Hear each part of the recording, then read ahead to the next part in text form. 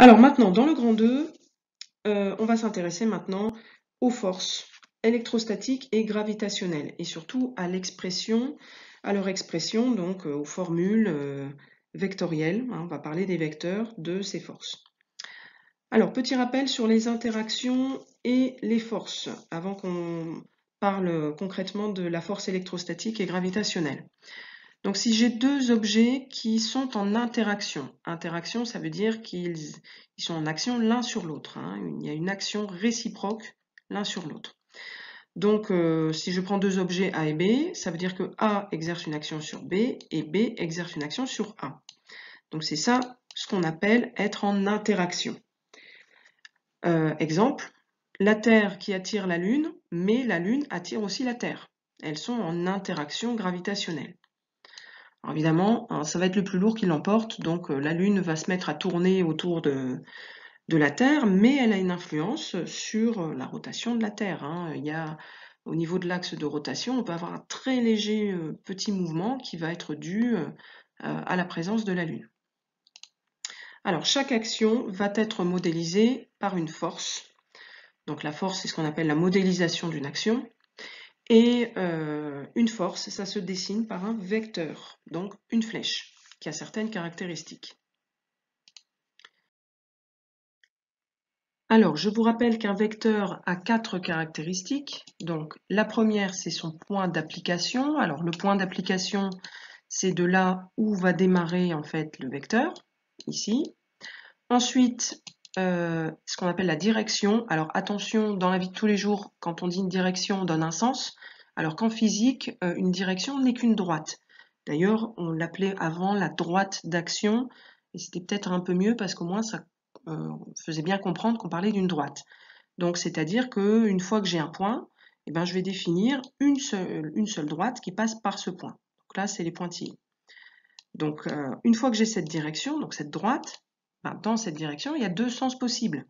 Par exemple, si je prends comme droite l'horizontale, je peux aller vers la droite ou vers la gauche.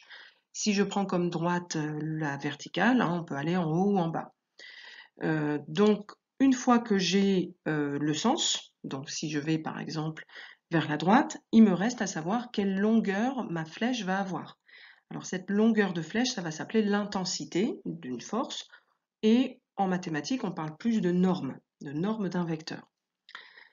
Alors ensuite, on a deux notations où on va expliquer de quelle force on est en train de parler. Donc la force qui s'exerce par A sur B.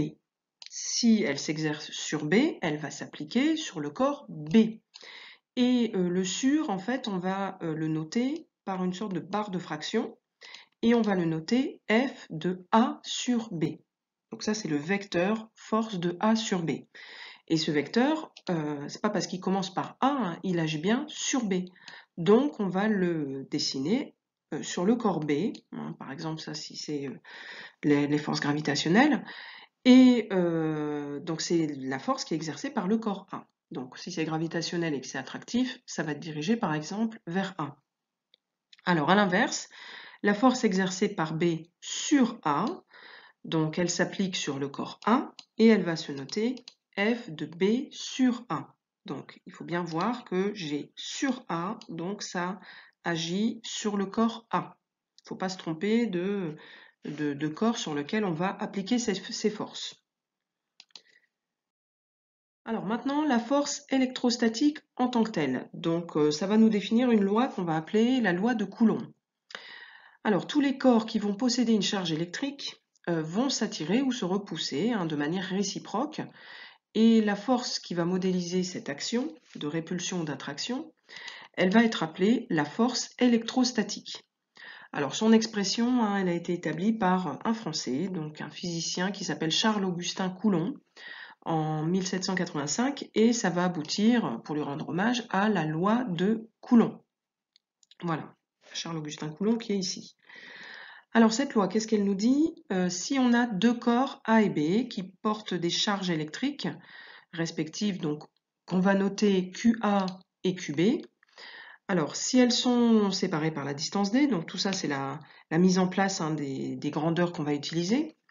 Donc vous avez la charge électrique QA, la charge électrique QB, et la distance D entre les deux. Alors vous remarquez que la distance, on la prend toujours à partir du centre, hein, pas sur le bord de la charge électrique.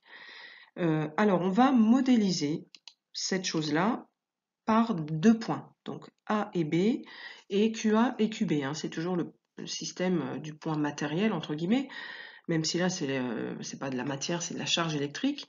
Donc l'extension de la particule qui contient la charge électrique, on n'en tient plus compte, nous on va juste s'intéresser, on va modéliser le corps par juste un point, en général son centre. Alors cette force électrostatique va être portée par, dans l'expression qu'on va lui donner, il va y avoir un vecteur qu'on va appeler un vecteur unitaire. Alors là vous avez la distance D, et donc, on va avoir un vecteur unitaire. Alors, par convention, c'est quasiment toujours cette convention qu'on va adopter, on va le diriger de A vers B. Pourquoi de A vers B? Parce qu'on lit de gauche à droite, hein, il fallait bien choisir un sens. Alors, ce vecteur unitaire, ça veut dire 1. Donc, sa longueur, ça vaut 1 cm ou 1 carreau.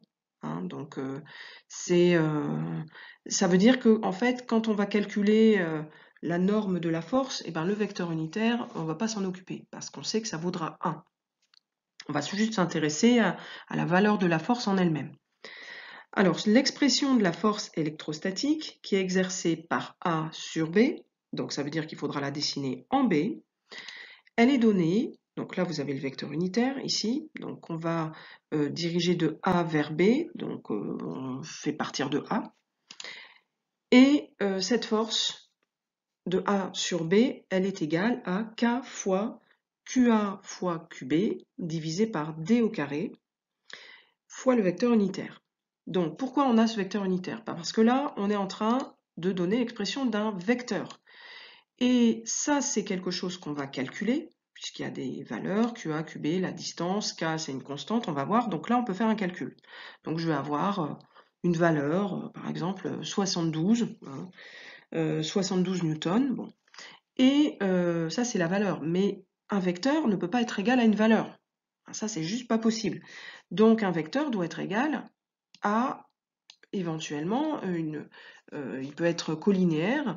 Il va y avoir une proportionnalité entre ces deux vecteurs. Donc, j'aurai le vecteur f égal, par exemple, 72 fois le vecteur unitaire.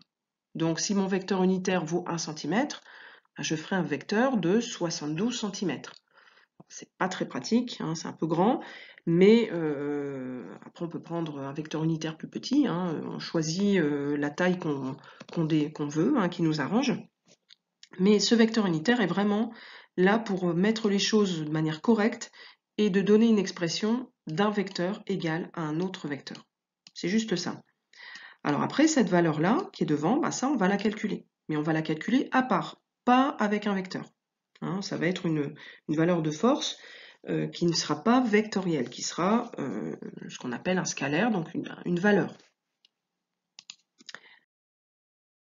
Alors, cette force électrostatique, donc c'est un vecteur, on va voir les quatre caractéristiques qui vont représenter ce vecteur. Donc, le point d'application, ça c'est donné par ce f de A sur B. Donc, si c'est la force de A sur B, ça s'applique en B, forcément, et on va le représenter en son centre. Donc, ça veut dire que là, sur les deux exemples qu'on va voir, là, ma petite flèche, mon vecteur, je vais le faire démarrer de B. Ensuite, la direction. La direction, je vous rappelle que c'est la droite. Alors, c'est une interaction entre A et B. Donc, forcément, c'est placé sur la droite qui passe par A et B. Hein, vous tracez des pointilles entre A et B, et votre vecteur, vous devez forcément le faire sur cette droite-là. Donc ça, c'est pas trop dur. Maintenant, le sens. Le sens, il y a deux sens possibles. Ça va dépendre des charges QA et QB de leur signe, parce que ça peut s'attirer ou se repousser. Donc, premier cas, QA et QB vont être de signes opposés.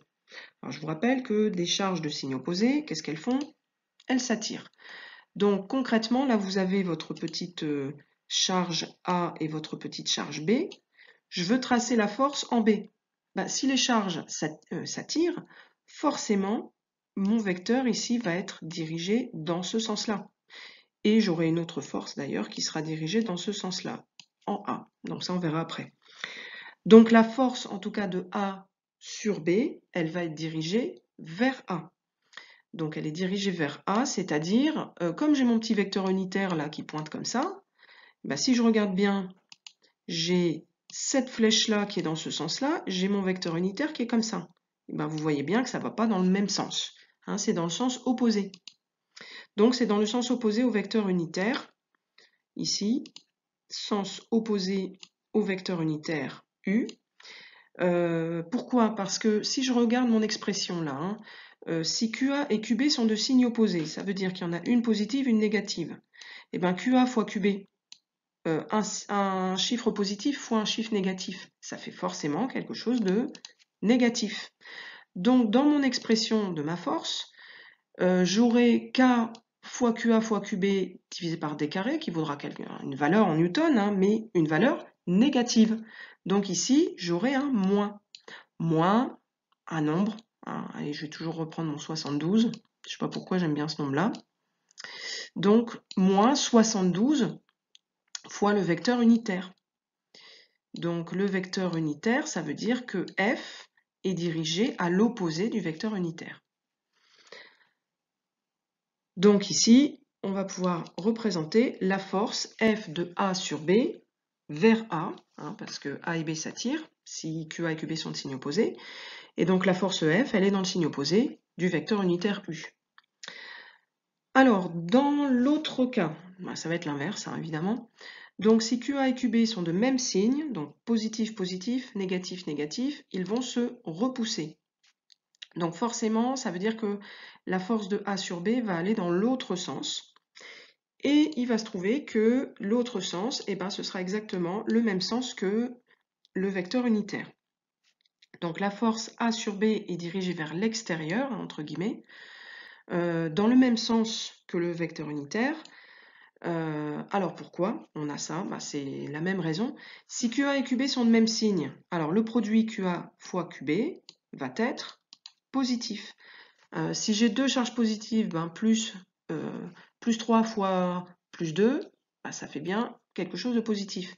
Si les deux sont négatifs, moins 3 fois moins 2, ça fait aussi quelque chose de positif. Donc dans les deux cas, j'aurai la force grand F qui vaudra une valeur positive fois le vecteur unitaire. Donc F de A sur B sera dans le même sens que U. Donc vous voyez, il y a deux sens possibles, hein, suivant les charges, le signe des charges QA et QB. Alors, il nous reste la dernière caractéristique qui va être la norme de la force, donc l'intensité de la force électrostatique. Alors, cette force électrostatique, on va la noter FE. Hein, en fait, c'est bien une force F, et le petit e, c'est pour faire la différence avec la force gravitationnelle qu'on verra après. Donc cette force électrostatique, elle va être proportionnelle aux charges électriques, QA et QB, et à l'inverse du carré de la distance, donc inversement proportionnelle au carré de la distance qui sépare les deux charges électriques. Donc son expression, c'est vraiment ça qu'on va appeler la loi de Coulomb, hein, donc c'est FE égale K fois QA fois QB divisé par D au carré. Alors au niveau des unités, FE c'est une force, donc obligatoirement en newton. Alors, pour avoir des newtons grand N, il faut absolument comme unité QA et QB des en coulomb, grand C, la distance en mètres, évidemment, et K, c'est une constante. Alors, comme on est sur la loi de Coulomb, ben, on va l'appeler la constante de Coulomb, hein, on est parti comme ça. Et évidemment, c'est toujours donné, donc dans le vide ou dans l'air, elle vaut 8,99 fois 10 puissance 9. Alors l'unité, vous n'avez pas à la retenir, hein, puisque c'est donné comme constante. Mais en fait, on s'arrange dans l'unité pour supprimer les coulombs au carré, puisqu'on fait le produit de deux charges, et les mètres carrés, puisqu'on a la distance au carré, pour faire en sorte que F soit bien en newton. Donc, c'est dans le vide ou dans l'air parce que suivant les matériaux, dans les métaux, la valeur peut changer éventuellement. Parfois, on vous donne 9,0 hein, fois 10 puissance 9, ça peut être arrondi à un chiffre après la virgule, donc à 9,0. Ça dépend des consignes d'exercice. Alors, vous avez dans cette expression deux traits verticaux. ça vous connaissez normalement, c'est ce qu'on appelle la valeur absolue. Et ça va permettre de retirer l'éventuel signe moins qui résulterait du produit des charges électriques. Parce qu'une intensité de force électrostatique, elle est en newton, elle sera toujours positive. Donc si les deux charges sont positives, c'est bon. Si les deux charges sont négatives, c'est bon. Le produit sera positif. Mais si les charges sont opposées, le produit sera négatif. Et quand je calcule FE en newton, je ne veux pas de signe moins. Donc c'est pour ça qu'on retire ce signe moins. Alors vous allez me dire, oui, mais pourquoi on a fait tout un discours tout à l'heure en expliquant que le produit était positif, négatif, etc. Alors vous remarquez que là, en fait, quand je calcule ce FE, je ne calcule que la valeur que j'ai pris 72 tout à l'heure, je calcule que le 72 newtons. Après, quand je vais tracer le vecteur F, grand F, vecteur F peut être égal à plus 72 U, vecteur unitaire, ou grand F peut être égal à moins 72 U, vecteur unitaire. Donc plus ou moins, ça dépendra si j'ai des signes, des charges de signes opposés ou de même signe. Mais là, je ne calcule que la valeur, que le 72. Hein, je n'ai pas l'expression avec le plus et le moins. Ça, le plus et le moins, c'est que quand on va écrire le vecteur f. Vecteur f égale plus 72 u ou moins 72 u.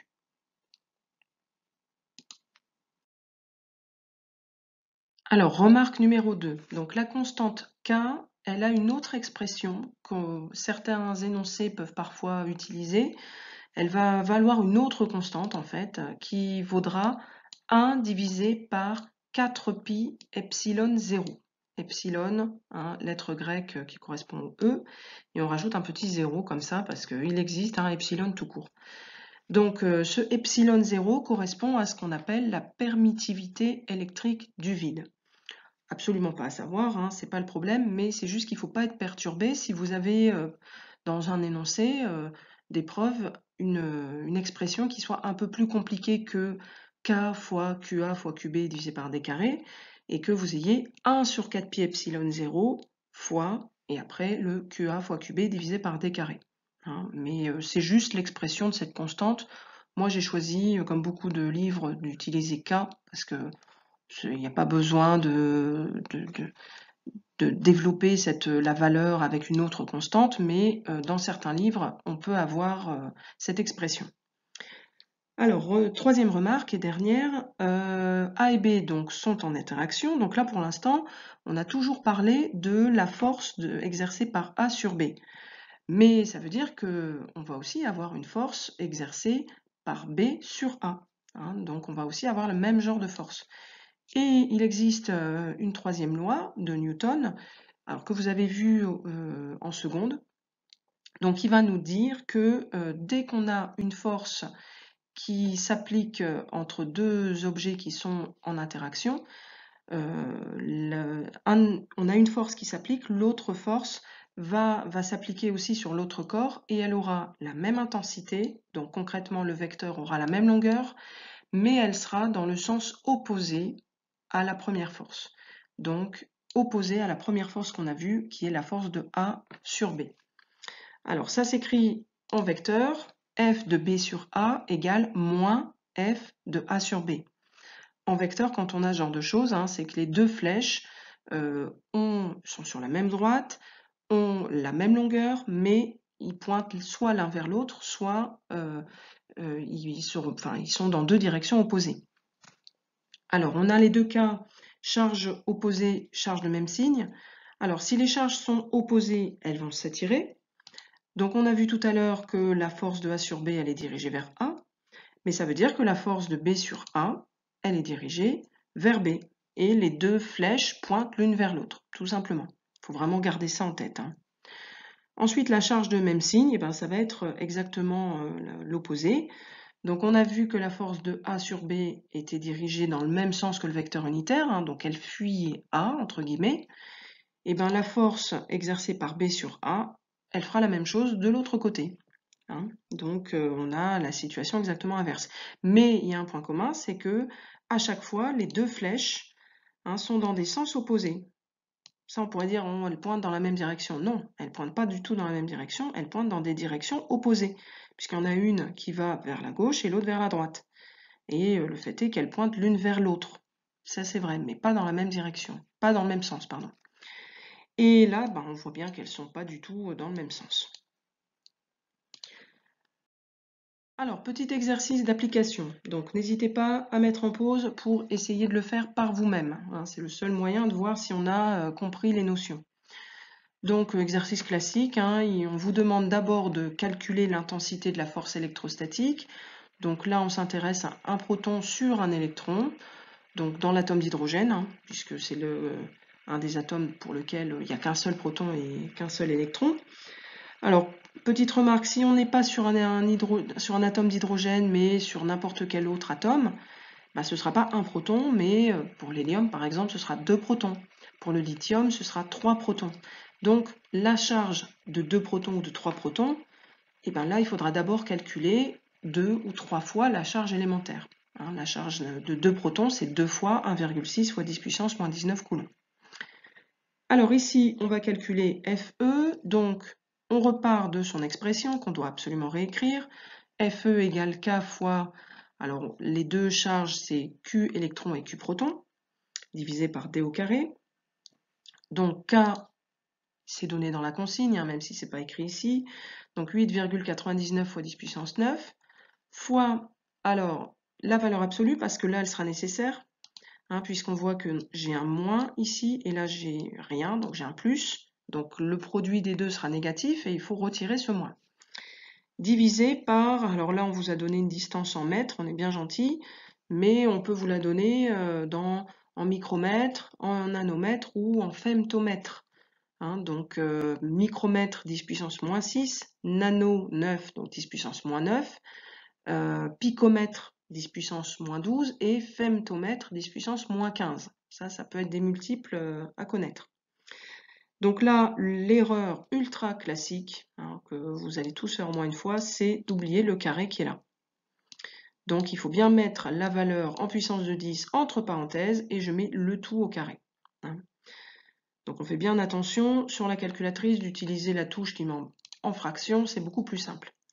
Alors si on ne s'est pas trompé dans son application numérique, on doit trouver 8,2 fois 10 puissance moins 8 newtons. C'est pas beaucoup, mais c'est deux toutes petites particules, donc c'est normal que la force exercée entre elles soit vraiment très faible. Alors ensuite, on peut nous demander de la représenter cette force. Donc il faut tracer un vecteur. Alors on va nous donner une échelle, donc ça correspond au vecteur unitaire, mais le vecteur unitaire, il ne faut pas s'embêter à le tracer, c'est sous-entendu, d'accord? Donc je représente 1 cm par 5 fois 10 puissance moins 8 newtons. Moi j'ai 8,2 fois 10 puissance moins 8. Donc on se fait un petit tableau de proportionnalité, 1 cm 5 fois 10 puissance moins 8, donc le 8,2 fois 10 puissance moins 8, il est là, ici dans le tableau. Et donc on fait un produit en croix ici. Donc pour savoir combien de centimètres je vais représenter ma flèche, je vais faire 1 fois 8,2 fois 10 puissance moins 8 divisé par 5 fois 10 puissance moins 8. Ensuite, dans quel sens je le fais? Le proton et l'électron sont des charges opposées, donc ils s'attirent. Ça veut dire que on va faire la flèche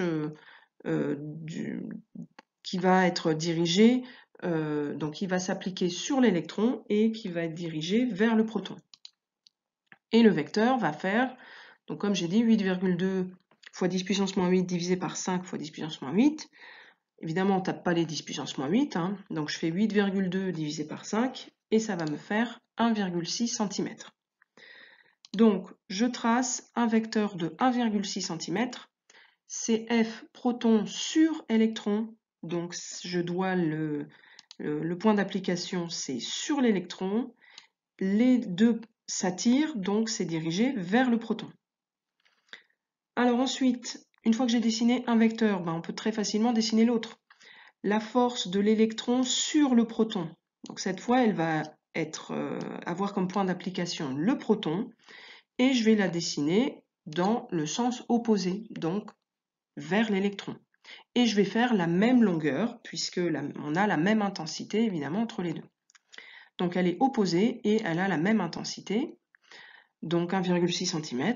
Et il ne faut pas oublier de mettre la notation F électron sur proton. Il faut absolument écrire cette chose-là au-dessus ou en dessous de chaque flèche. Alors maintenant qu'on a vu la force électrostatique, on va voir la force gravitationnelle. Alors ça, normalement, ce sont des rappels, parce que ça a déjà été fait en seconde. Quasiment toute cette partie a été faite en seconde. Il y a beaucoup de livres d'ailleurs qui ne le rappellent pas. Mais bon, je trouve que c'est quand même assez symétrique, donc ça peut faire bien de faire un petit rappel. Alors, tout corps possédant une masse s'attire de manière réciproque. Donc là, ce qui est bien, c'est que le côté répulsion, il n'y en a pas. Forcément, ça s'attire, donc les flèches, on sait très bien qu'on va les dessiner en pointant l'une vers l'autre. Donc on a l'interaction gravitationnelle, plus que la gravitation. Alors la force, ça va s'appeler la force gravitationnelle, et son expression, elle a été établie, donc quand même bien avant l'expression de Coulomb, on va voir qu'il a un petit peu copié sur Newton, donc en 1687 par Isaac Newton. Alors, cette force, on va d'abord représenter la modélisation des corps. Donc cette fois, j'ai deux corps qui ont une masse. Donc cette fois, ça n'est plus des charges électriques, c'est des masses, MA et MB. Il y a toujours la distance D entre les deux, et j'ai toujours le vecteur unitaire U dirigé de A vers B. Donc là, vous voyez les planètes, les satellites, on ne va pas dessiner forcément des cercles, on va les modéliser par des points. Donc j'ai deux points A et B qui ont une masse MA et MB. J'ai la distance entre les deux, D. Et vous avez le vecteur unitaire U qui pointe de A vers B. Ça, c'est toujours une convention qu'on choisit, on prend toujours la même. Alors, l'expression de la force gravitationnelle de A sur B, elle va être donnée par moins, donc F de A sur B est égal à moins G fois MA fois MB divisé par D carré fois le vecteur unitaire U. Donc, si on compare par rapport à tout à l'heure, on voit que les charges QA et QB sont remplacées par MA et MB. Alors là, j'ai plus besoin de valeur absolue parce que le produit de masse, c'est toujours positif, vu qu'une masse est toujours positive. On voit que la constante K, elle est remplacée par la constante grand G. Et une grande différence par rapport à tout à l'heure, c'est que là, je vais toujours avoir un moins dans cette expression. Alors le moins, on va voir que en fait, c'est dû au fait que la force de A sur B, elle va agir sur B et elle va être dirigée vers A. Donc concrètement, la force de A sur B, elle va être comme ça. Et si je regarde ce vecteur par rapport au vecteur unitaire, c'est dans l'autre sens. Donc si je mets un vecteur unitaire de A vers B, forcément, je suis obligée de mettre un moins devant l'expression ici pour bien montrer que grand F, la force grand F, est dans le sens opposé au vecteur unitaire. Alors vous allez me dire, oui, si on avait pris un vecteur unitaire dans l'autre sens, la force grand F aurait été positive. Oui, c'est vrai. Après, ça dépend comment on pose notre vecteur unitaire, mais il faut savoir que dans quasiment tous les cas, tous les livres ont décidé de choisir ce vecteur unitaire comme ça. Voilà. C'est une habitude à prendre, et puis après, on s'y fait très vite. De toute façon, cette expression avec les vecteurs, finalement, elle est dans le cours parce qu'il faut la noter, elle est à savoir bien sûr, mais elle n'est pas très utilisée en tant que telle. Ce qu'on va surtout utiliser, c'est ce qu'il y a à l'intérieur, là, ce qu'on va calculer, et après on va les dessiner. Et pour les dessiner, c'est pas compliqué, il suffit de savoir que les deux forces pointent l'une vers l'autre. Et donc, dès l'instant où on a ça, il faut accorder ça par rapport au vecteur unitaire, mais pour l'expression, mais on n'utilise pas tellement cette expression en tant que telle. Alors, ce vecteur f, quelles caractéristiques il va avoir? C'est un peu comme tout à l'heure. La force de A sur B, elle s'applique sur B. Donc là, concrètement, au centre de B, mais c'est même plus que ça, c'est le centre de gravité de B. Ensuite, la direction, c'est la droite. Forcément, c'est la droite qui passe par A et B. Ensuite, le sens. Alors là, cette fois, la force gravitationnelle, elle est toujours attractive. Donc la force de A sur B, elle va toujours être dirigée vers A. Et donc, comme je l'ai expliqué tout à l'heure, elle va être dans le sens opposé au vecteur unitaire U. Et c'est pour ça qu'on a un signe moins hein, dans la formule. Ensuite, l'intensité ou la norme de la force gravitationnelle, cette fois on va la noter Fg, elle va être proportionnelle aux deux masses et inversement proportionnelle au carré de la distance. Ça, c'est comme pour Coulomb. Alors, comme d'habitude, comme tout à l'heure, en fait, on n'aura plus les valeurs absolues tout à l'heure, bah là, j'aurai pas le signe moins, parce que cette force gravitationnelle, quand je calcule sa norme, la norme est toujours positive. Donc Fg va être égal à grand G fois Ma fois Mb divisé par d au carré. Alors, la force, c'est en newtons, les masses en kilogrammes et la distance en mètres. Attention à bien toujours convertir en mètres, hein, parce qu'on peut souvent vous donner des kilomètres, puisque bon, les forces gravitationnelles, elles vont surtout être intéressantes à l'échelle astronomique, donc avec des grandes distances, souvent kilomètres, hein, et donc il faut toujours faire fois 1000 hein, pour mettre en mètres.